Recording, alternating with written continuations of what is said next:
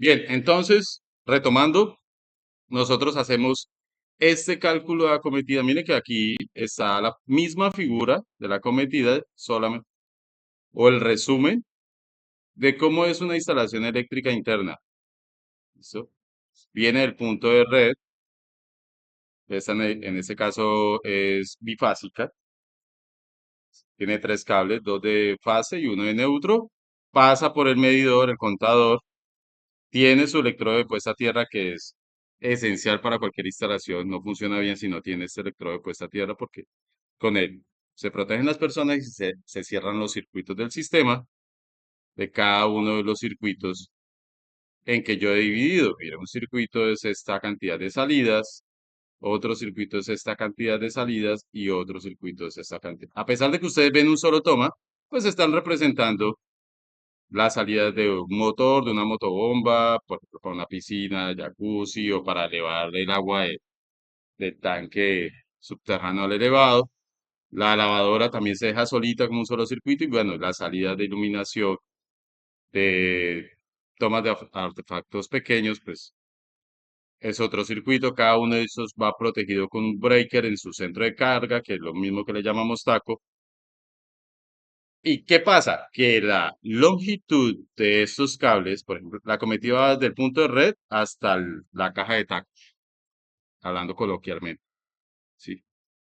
Eso me afecta, esta longitud, el largo del cable, porque mire que tienen que bajar del poste, irse a veces por subterráneo, en este caso aéreo por capacete, pero si está 30, 40, 50, 100, 150, 500 metros, yo ya voy a tener que calcular un cable que me aguante esa caída de tensión, porque aquí yo puedo tener 127 voltios, pero de seguro aquí a la caja de break me van a llegar 115 si no sé calcular, ¿sí?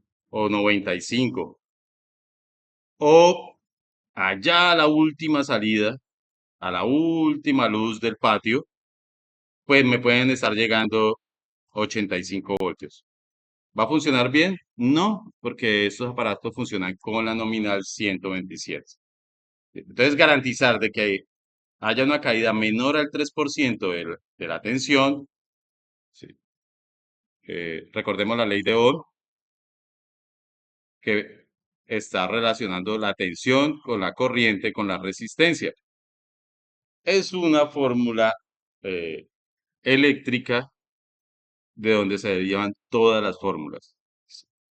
Y esa resistencia, cuando usted trata el circuito en corriente alterna, se convierte en impedancia, en Z. Y ese tratamiento ya es trigonométrico vectorial de triángulo de Pitágoras. Por eso el chico se complica un poquito cuando nosotros trabajamos la corriente alterna. ¿Alguien se quiere conectar y traer? Bien, obviamente esto es una introducción para calcular la Z, la impedancia, que en corriente continua vendría siendo la resistencia. Pero ya no es un número escalar, 5, 8, 10, 20, 30, 1000, sino que es vectores. Es una flecha con una magnitud, con un ángulo, con una dirección. Los comportamientos eléctricos cambian y hacen que se caiga la tensión, haya un delta entre lo que yo envío de la fuente, de su TS, y lo que recibo allá en la carga. Entonces, sigamos, eso como introducción a regulación de tensión. ¿Ven mi pantalla? Sí, señor. Listo. Sí, profe. Entonces, ¿qué veíamos en regulación de tensión? Señor. Que hay una caída de esa tensión, de esa fuerza, de esa presión. La tensión análogamente es una presión, si lo comparamos con un circuito hidráulico del agua que nos llega, pues es la presión con la que llega esa agua a la casa, ¿sí? Es completamente análogo a un circuito hidráulico a eléctrico. Por eso los comentaristas de radio dicen, oiga, el fluido eléctrico será suspendido porque la electricidad también es un fluido y el conductor es un tubo. Y las mismas fórmulas matemáticas se aplican con ciertos factores y ciertas variantes, pero manteniendo el comportamiento. Entonces, no hay resistencia en circuitos alternos, hay impedancia. Solamente hay resistencia en la plancha, en la licuadora, en la freidora, en la plancha para el pelo, en la ducha eléctrica, porque esas sí son resistencias puras, que toda la energía que toman de la red la convierten ¿en qué? En calor. Ingeniero, Señor, sin mencionar que en la corriente alterna también hay fasores, ¿no?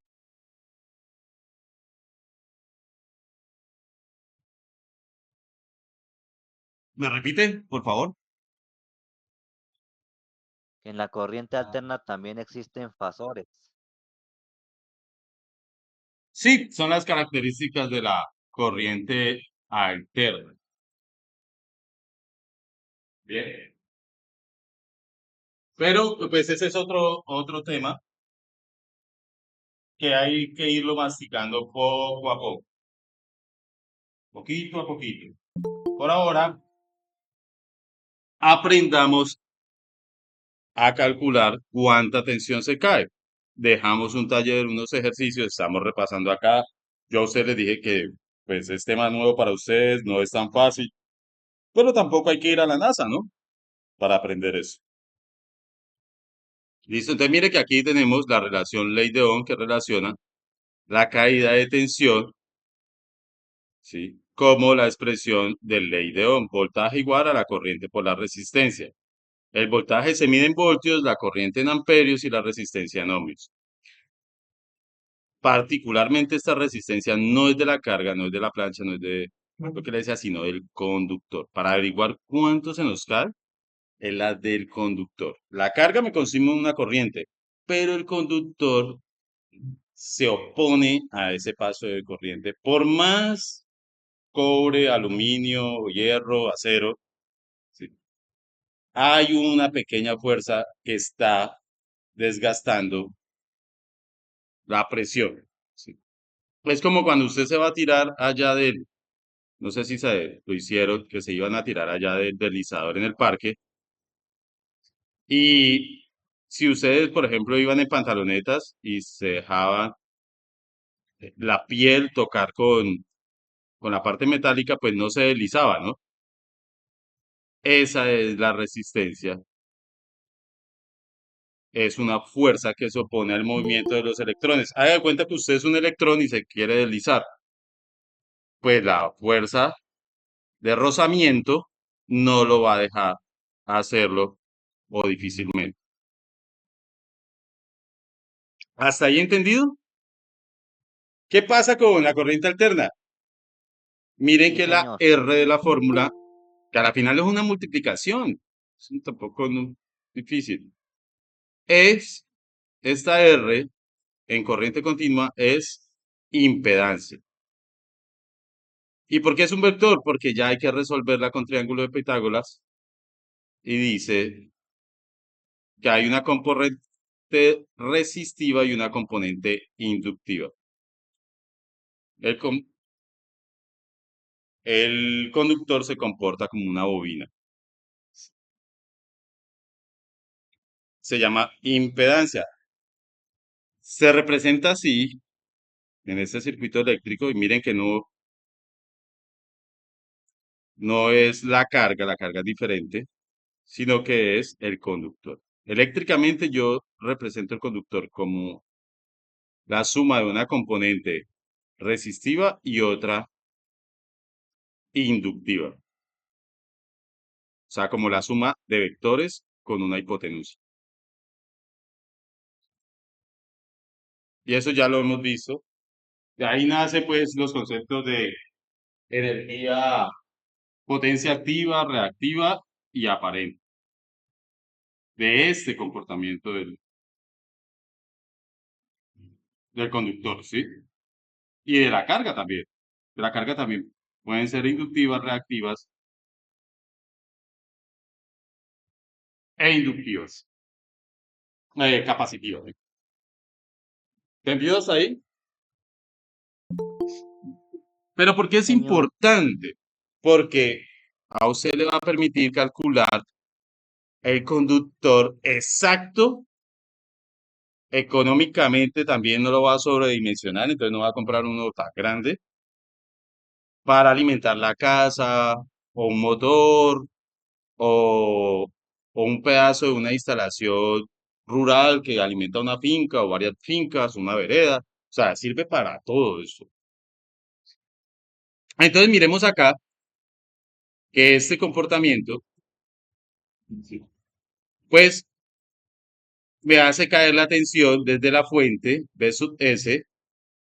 Hay una longitud entre de donde yo tengo la caja de tacos hasta donde tengo el motor o, o la lavadora o la nevera, ¿sí?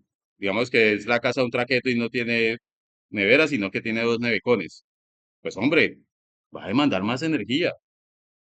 ¿Sí? Y si yo no lo sé cablear, esos dos nevecones, pues van a hacer que el cable se prenda y genere un incendio. Por eso es importante. Entonces, mirábamos nosotros, aquí es pura filosofía, ya cómo se halla la impedancia eficaz de ese conductor entre la fase y el neutro. Quien haya cambiado un interruptor en una casa sabe que lo que se interrumpe es la fase. La viva también se le llama fase, ¿sí? Y que va otro conductor que no se interrumpe, que es el neutro. ¿Listo?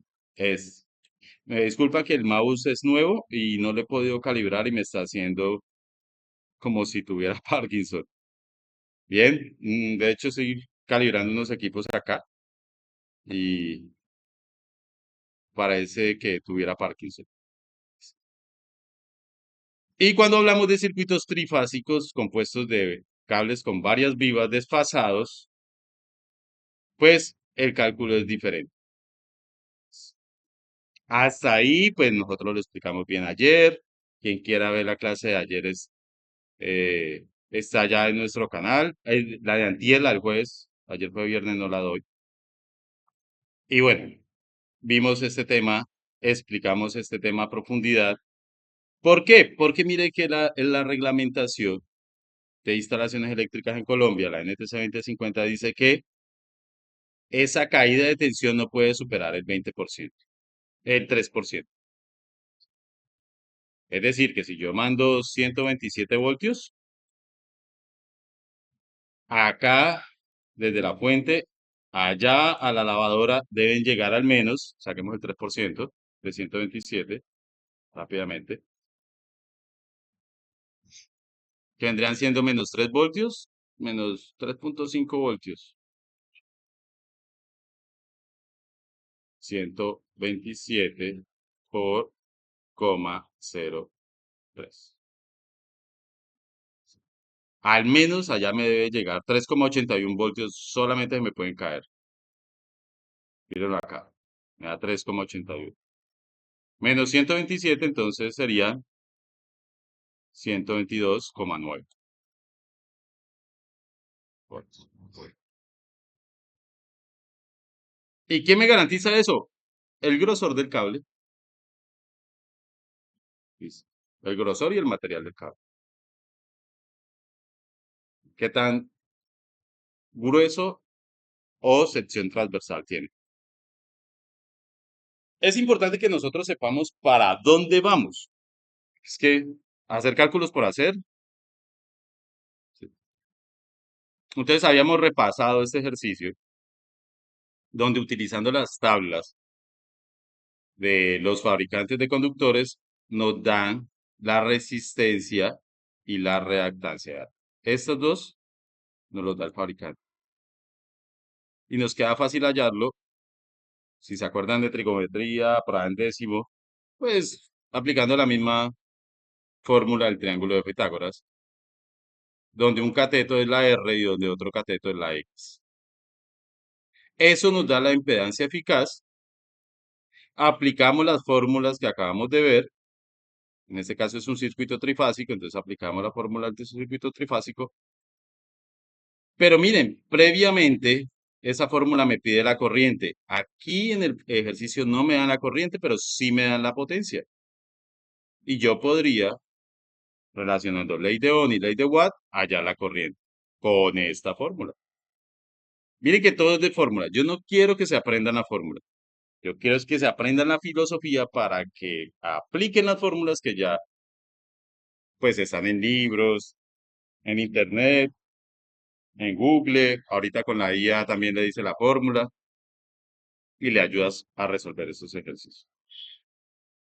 La longitud la tenemos, miren, en el ejercicio tenemos 1 kilómetro de longitud. La z eficaz la hallamos acá con triángulo de Pitágoras y podemos calcular que se mandan 440 voltios, se caen 27 y solamente van a llegar, ¿cuánto van a llegar? 412,5. Y que esos 412,5, si usted los divide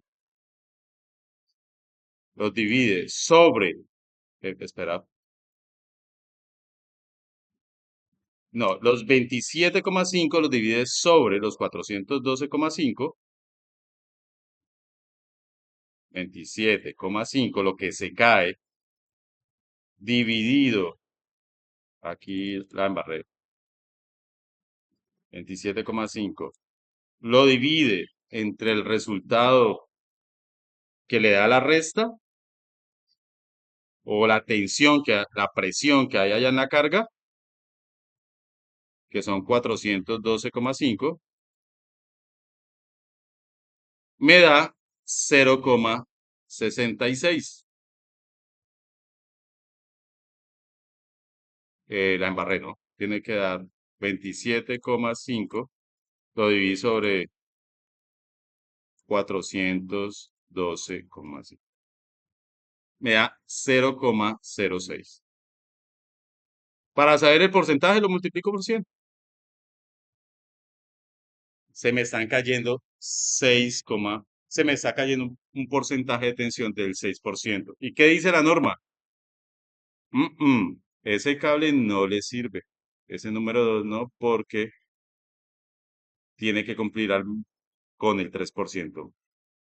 Sí. Más no se puede. Menos sí. 2%, 1%, está bien. Pero mayor a 3% no se puede caer esa tensión. Esta para el ejemplo. ¿La pillaron?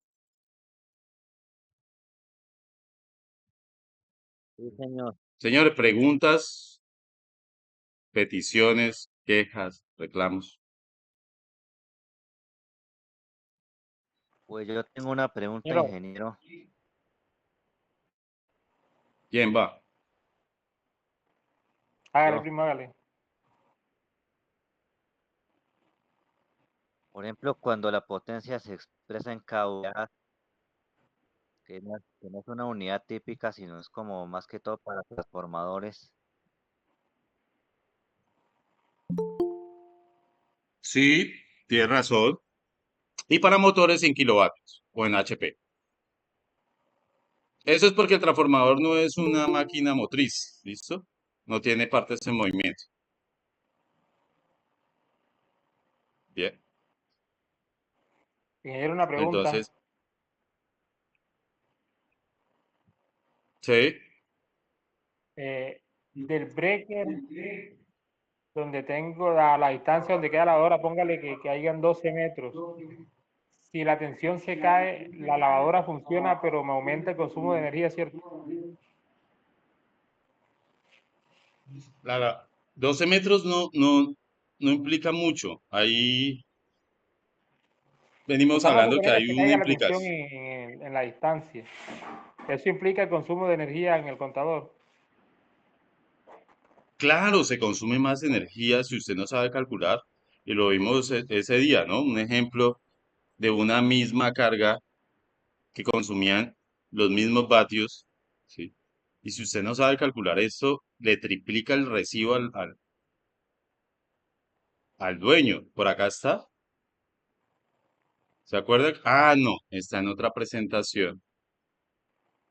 Permítame. Deme 3 segundos. Aquí.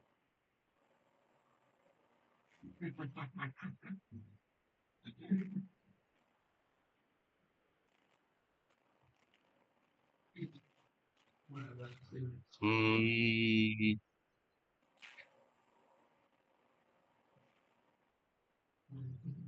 no, no me acuerdo. Yo se lo di ayer, ¿no? Bueno, por el factor de potencia, que se cae, que porque el cable, que no lo supimos calcular, para pues darle continuidad porque tenemos solamente una hora. Pero 12 metros influye muy poca, a menos de que sea una lavadora muy grande, ¿sí? Y usted pues haya instalado un cable número 12 AWG de grosor y de pronto necesite un cable número 10, o si es una lavadora secadora, pues de seguro puede que necesite un cable número 8 porque para hacer calor con una resistencia grande y secar toda la ropa, pues va a necesitar harta energía, ¿cierto? Yo me quiero conseguir una de esas. Sí, Eh, señor. entonces, si es un motor de 3, 4, 5, 6 caballos que está lejos de la casa, pero es que allá está el pozo de agua y necesitamos traer el agua hasta la casa, mire que todo eso influye. La longitud influye bastante. Diría que en términos hasta de los 10, 20 metros, usted hallando la corriente, o hallando el calibre del conductor con la corriente nomás, vea 14, pues ya con eso casi que sería suficiente. Pero ya cuando hablamos de 30 metros, 40, 50, pega duro. Ujú. Sí. Sí, señor. Eso pasa por acá, yo vivo en el Bolívar, el tema de los consumos de energía, la gente dice, no, que el recibo me llega muy alto, es porque no se tienen en cuenta los cables, el calibre necesario para las El instalaciones. calibre del conductor, sí. Sí, señor. A Entonces veces miremos, tenemos inconvenientes con la ferretería porque uno le factura al cliente un cable y ellos le mandan lo que le da la gana, le mandan, si uno pide un 10, le mandan un 12, no, eso sirve. Entonces siempre he tenido choque con ellos por ese tema. muy bien analizado. Así me ha pasado a mí con el también. Ellos pues vender dicen que sirve. Incluso a mí me han hasta ofrecido cable verde para hacer una instalación de, por ejemplo, que lo necesite para alguna línea y me han vendido cable verde que porque sirve. Y yo dije, no, puede servir, pero se viola uno el código de las normas. No, Como el sí, edificio muchachos. tiene que respetar las normas. Vea que a mí me pasó de hecho, un circuito muy de citofonía. Me puse a comprar un cable barato y era mi primer circuito de citofonía, con mando desde cada apartamento para abrir a la puerta del edificio. Y compré un cable tan malo que se quebraba cuando lo iba a ponchar por lo delgadito y lo malo, ¿sí? El cable es la columna vertebral de la instalación. Entonces veamos el documento de Centelsa, de donde me baso yo para hacer la explicación. Ustedes lo tienen para resolver el taller. Ahí tienen las tablas. Si tienen preguntas, mucha gente me ha estado preguntando por fuera tratando de hacer los ejercicios. Y si ustedes leen más abajo, ¿sí? Ven todo el desarrollo y la explicación de ejemplos con los que se pueden guiar, ¿sí? Y cómo el comportamiento de la regulación, vean en esta tabla, ¿sí? Está directamente relacionada con el calibre del conductor, con el área del conductor. Para un cable, para un cable 2AWG, miren que la regulación, en este caso, ilustración 9, sí, la regulación mejora mucho. Se cae entre el 1 y el 3%. Mejor dicho, todo lo que esté en este pedazo, el 2, 1, un 0 y 2, 0, sirve. De hecho, obviamente por economía, pues yo escojo el más delgadito, que es 2AWG. Ojo que aquí los números, a mayor número, más delgado el cable. Aquí es a la inversa. ¿Listo? A menor número, más grueso. Miren que, por ejemplo, para el caso de este ejercicio, del 1,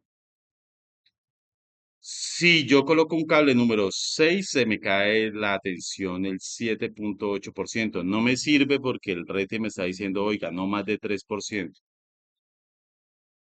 Vamos a ver para qué corriente. Aquí dice que de acuerdo al ejemplo 1.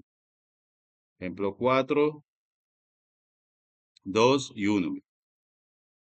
Para 34 amperios que consume esa carga. Pero esa carga está a 200 metros. Desde la fuente de alimentación, que sería, puede ser hasta un toma, la fuente de alimentación. Una extensión de 200 metros. ¿Sí? O puede ser una caja de breaker, que es lo más usual. Miren que cómo incide. Si yo tengo una carga que me consume 34 amperios, yo le podría colocar un cable número 8, ¿cierto? Que me aguanta 40 amperios. Pero mire que es que la tengo a 200. Y ya ni siquiera el 8 me sirve. Ni el 6 me sirve. Ni el 4 tampoco. El 2 tampoco. Me servirá un 1 o un 0 o un 2-0. Que aguanta mucha más corriente, sí, pero que lo que hacen es regular o evitar esa caída de tensión. ¿La pillaron? Yo ya estoy hablando que con un cable 2 para 34 amperios a 200 metros, se me está cayendo el 3.2. Digamos que por economía yo digo, venga, tampoco estoy tan lejos del 3%, o estoy entre el 3 y el 5, que es lo máximo.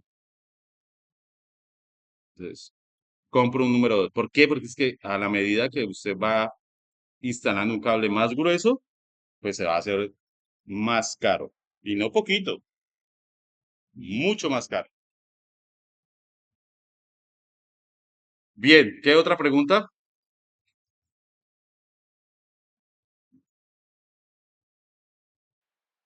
¿Alguna otra pregunta? De acuerdo al ejercicio, miramos el taller entonces. Aquí está el taller. Profe, Lo que me decía, en esa tabla los números de la parte inferior hace referencia a qué, perdón.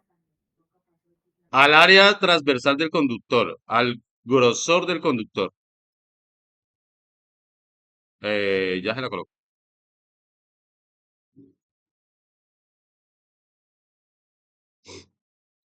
En esta tabla está el área en milímetros cuadrados. Milímetros acá. Pero también mire que lo da en sistema inglés, AWG.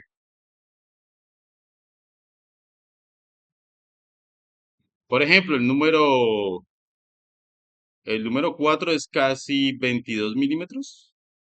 Como unos 22 milímetros. Parándome aquí. ¿Sí ve?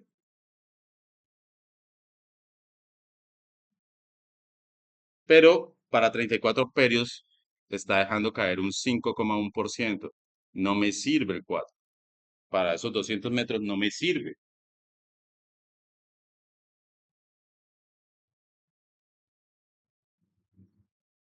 ¿Preguntas? Ingeniero, una pregunta. ¿Sí? Ingeniero, ¿es cierto que en algunos motores se tiene en cuenta también la eficiencia del motor? ¿El factor de eficiencia? Sí, claro que sí. Claro. La eficiencia está relacionada con el factor de potencia. Por ser un motor, siempre va a tener pérdida. Tenemos que calibrar el conductor con ese motor, el calibre del conductor, con lo que consume el motor, y el motor consume por factor de potencia un poco más de corriente. Eso, si quieres verlo bien explicadito, mírate la clase del jueves. Se lo des- ¿Cierto, Juanpa? Juan Pablo. ¿Cómo Señor, pillamos dos motores de 2 kilovatios y el uno tenía un factor de potencia de 0,8 y el otro tenía un factor de potencia de 0,2? Y entonces, ¿qué pasaba? El de 0,8 me consumía 10 amperios, 10,43, ¿sí? Y el otro motor de la misma potencia, pero con el factor de potencia de 0,2 me consumía 40 amperios. Es decir, que si ese motor se gastaba por estarlo utilizando, puede ser el motor de una panadería que muele la masa, puede ser el motor de la misma panadería que el horno, ¿sí? Que mueve el horno. Bueno, banda transporta, cualquier motor. Si ese motor se gastaba 100.000 pesos de energía, se iba a gastar, con un factor de potencia de 0,8, se iba a gastar 3 veces, 300.000 pesos. Mire que incidió bastante. Y obviamente a un industrial, a un comerciante, no le va a simpatizar para nada de eso, no haber sabido hacer los cálculos. Ah, miren, aquí In- lo ine- tenemos, aquí lo tenemos. Miren la comparación. ¿Están viendo mi pantalla? Mire, ambos motores o receptores consumen 2.000 vatios. Y se calculó, teniendo en cuenta que el factor de potencia del primero es de 0,8 y del segundo es de 0,2. El mismo motor, el mismo, igual de grande. El uno es más eficiente que el otro. Ingeniero Norman, yo me refiero, ingeniero, yo me refiero es a ¿Mm? que, ¿me escucha, ingeniero? Sí. Yo me refiero, ingeniero, es que algunas personas tienen en cuenta el factor de potencia y también el factor de eficiencia, porque en algunos motores el factor de eficiencia viene allí estipulado para que uno tome ese factor de eficiencia en cuenta. Mm, sí, señor. Usted se está refiriendo se le incluye a algunas fórmulas la eficiencia. No sé si lo tengo acá, no lo tengo aquí. ¿Dónde a la fórmula se le incluye la eficiencia? Ah, mírala acá. Uno, eh, eh, medida de la eficiencia o rendimiento de un receptor eléctrico. Pero mira que está relacionada con el factor de potencia. Realmente la eficiencia es esta fórmula. La relación o división de la potencia absorbida de la red, la flecha roja, ¿sí? Lo que yo demando de la red, a la potencia útil que utiliza o que se convierte en fuerza mecánica en el rotor. ¿Dónde se pierde? Ah, el motor se calienta, ¿cierto? Gran parte de esa pérdida, mire que no es igual de grande la flecha roja a la flecha verde. Y eso es la eficiencia. Está directamente relacionada. Pero en algunos, ya para ser como más detallistas, se mete y hay que hacerle pruebas de eficiencia, pruebas de Profesor, potencia, pérdidas. no hay un dato con respecto a los motores en términos generales, con respecto a la energía, en la energía consumida, en la energía aplicada a la energía aprovechada. Por ejemplo, un carro, se dice que un carro, la eficiencia de un carro es el 22%, el 25% máximo, de toda la energía que se aplica. O sea que del 100% de un carro, solamente la eficiencia es un 22 o un 25%. En el cuerpo Ujú, humano, por ejemplo, en la masa de mi cuerpo, también es proporcional a un 25% máximo en la eficiencia de mi cuerpo. En los motores ujú. no existe una referencia en términos general. Claro que sí, el motor eléctrico por eso provocó la tercera revolución industrial, porque esos manes tienen una eficiencia hasta del 80%. 80, 85.